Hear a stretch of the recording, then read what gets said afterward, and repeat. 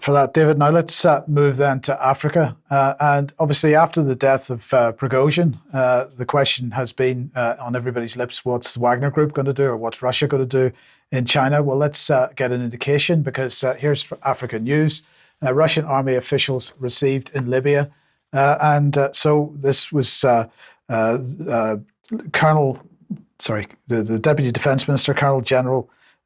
Not sure quite why that says both those, but anyway, Yevkarov, and he began a tour of the Sahel and the North Africa last week. So he began in Libya on the 23rd of August.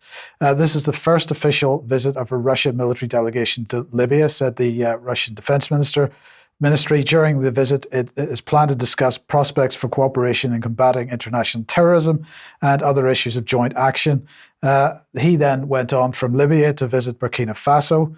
He met the president there. Then he went to Mali, where he met Mali's interim president, Colonel Goita, and he discussed bilateral defense and security cooperation, as well as the situation in the Sahel. And then from Mali, he traveled on the 1st of September to the Central African Republic.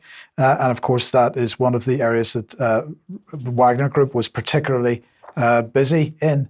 In the meantime, well, let's not leave Britain out of it, because this is Andrew Mitchell. He is, or has been in Rwanda, held a courtesy meeting in Rwanda. The UK Minister for State for Development in Africa, who's in Rwanda for a 4-day visit. They discussed further strengthening the existing bilateral relations between Rwanda and the UK. And he is in turn heading off from there to Kenya, where the UK is backing projects for, guess what, a Green New Deal. So that's what Britain's doing in the area. In the meantime, the situation in Niger continues to build. Thousands rally in Niger to demand the withdrawal of French troops. Not only French troops, but the French ambassador. The French ambassador was asked to leave the country, I think, on the 28th of August, and he refused to go. And so he is now being asked to leave, and also French troops being asked to leave.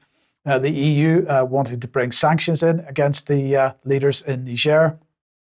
And France is now suspending military cooperation with the new, what this RFI is describing as the new regime in Gabon. Now, we were talking about Gabon on Friday's programme, but clearly the situation getting very tense in Africa.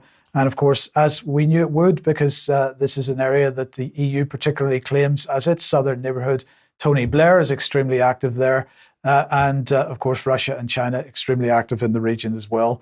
So this is, I personally believe this is the next battlefront in the war against Russia and China, but we'll see how that goes. Now,